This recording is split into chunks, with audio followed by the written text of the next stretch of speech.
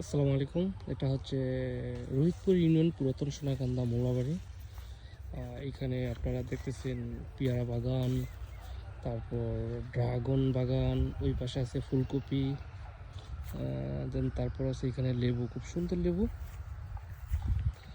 খুব সুন্দর সুন্দর লেবু আছে। আপনার মোটামুটিভাবে 10-12 একর নিয়ে বাগানটা করা।